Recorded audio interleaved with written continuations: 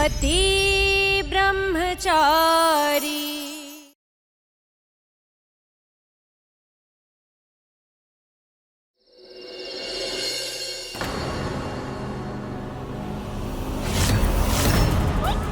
ईशा चिल्लाना मत, ईशा चिल्लाना मत, मेरी बात सुनो, एक मिनट मेरी बात सुन लो प्लीज। मैं अपना हाथ नीचे कर रही हूँ। तुम्हारे अलावा मेरी और कोई मदद नहीं कर सकता। ईशा, तुम्हारे पापा जल्लाद से भी ज्यादा बदतर हैं। पापा, ये सब हुआ कैसे? जैसा जो कुछ भी हुआ है ना बेटा, उसी का किया धरा है। तुमने मेरे पापा का क्या हाल किया है मैं अपनी आंखों से देख कर आई हूँ बिंदिया। अपने किए पर शर्मिंदा होने के बजाय मेरे और पापा के बीच की दरार का फायदा उठाना चाहती हूँ। ईशा, वो सब उन्होंने खुद किया है और सारे इल्जाम वो मुझ पर डालना चाहते थे। और अगर मैं वहां से नहीं भागती तो पता नहीं वो मेरे साथ क्या। ये देखो, ये देखो, उन्होंने सारा इल्जाम मुझ पर डाला और मुझे धमकियां देने की कोशिश की, इसलिए मैं वहां से भाग गई। मैं क्या करती? पापा, ताईमा, करता हूँ। क्या हुआ? विद्या मुझे दिखाई दी थी और जब मैंने उसका पीछा किया वो भाग गई वहां से। यहाँ आई है क्या?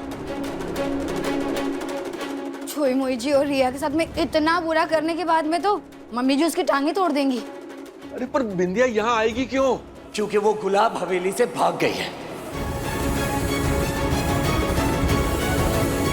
मेरी बात आप सब ध्यान से सुनिए, विद्या के पास खोने के लिए कुछ नहीं है। ऐसे में वो किसी को भी नुकसान पहुंचा सकती है। हे भगवान, मैंने तो आज तक बिंदिया के मुंह पे कुछ बुरा भला नहीं बोला ना, वरना वो मुझे ही मार देगी। नहीं नहीं नहीं नहीं नहीं नहीं नहीं, मोनिका भाभी, क्या कर रही हैं आप? हाँ,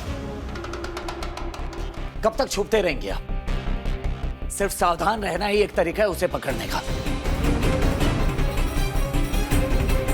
ईशा जी कहाँ है? अपने कमरे में है। क्यों? ऐसे में सबसे ज्यादा खतरा ईशा जी को ही है। ईशा, मैं मानती हूँ मैं तुमसे जलती थी क्योंकि सूरज ने मुझे छोड़कर तुम्हें चुना और इसी चलन में मैंने तुम्हारी वीडियो भी वायरल कर दी। लेकिन बाकी का सारा खेल गुलाब जी और अनिल ने साथ मिलकर रचा है, इसमें मेरा कोई हाथ नहीं। ईशा, तुम तो अपने पापा को जानती हो ना, वो किस हद तक जा सकते हैं। क्या सच में जो हुआ उसमें पापा शामिल है? पर बिंदिया पे भरोसा कैसे करूं? ईशा ईशा ईशा प्लीज, एक बार मेरी बात सुन लो, एक बार मेरी बात समझने की कोशिश कर दो प्लीज। ये तो विद्या की आवाज लग रही है। ईशा, बाहर गुलाब जी मुझे मार डालेंगे, यहाँ सूरज मुझे नहीं छोड़ेगा। ईशा, सिर्फ तुम ही मेरी मदद कर सकती हो, तुम ही मुझे इन दोनों से बचा सकती हो।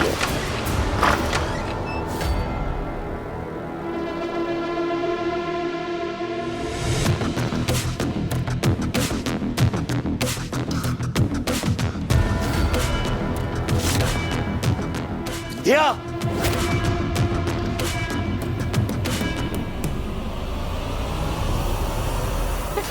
नहीं सूरज, ईशा जी हटिए, मैं कह रहा हूँ। नहीं सूरज, रुको। हटिए। दूर हो जा।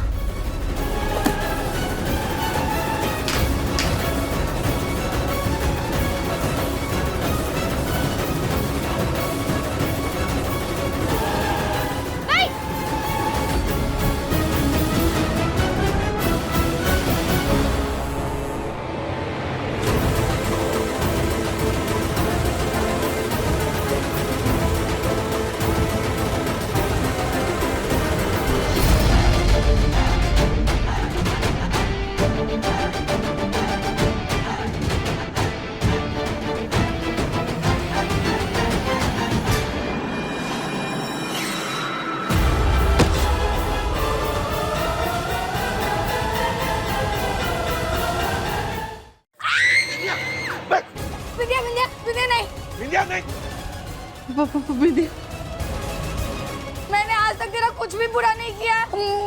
मुझे मत मारना, मुझे मत मारना।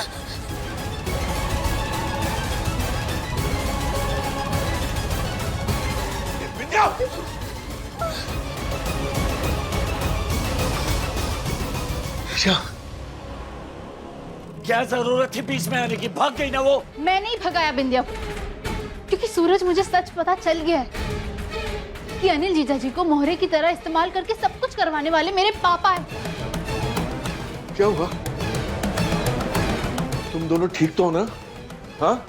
नहीं, आपकी ईशा बहू का दिमाग खराब हो गया है। खुद अपनी आंखों से बाबूजी की हालत देख कर आ रही है, लेकिन इन्हें बाबूजी की बातों पर नहीं, विद्या की बातों पर भरोसा है।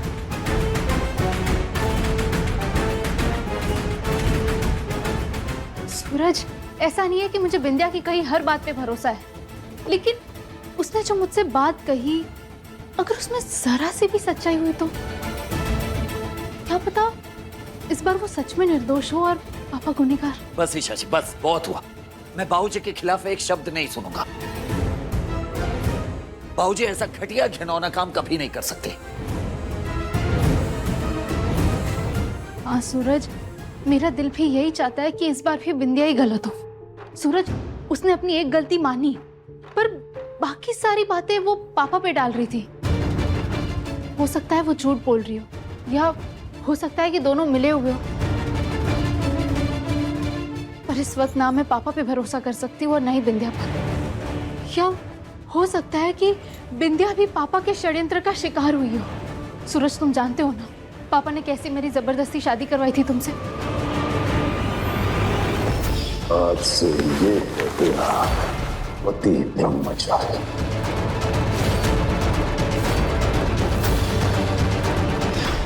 ईशा जी, वो एक पिता का अपनी बेटी के लिए गुस्सा था और कुछ नहीं। लेकिन अब तो सब ठीक है ना हम दोनों के बीच। और बात छोड़िए, अगर बिंदिया ने कुछ गलत किया ही नहीं है तो वो यहाँ से भागी क्यों, सोचिए।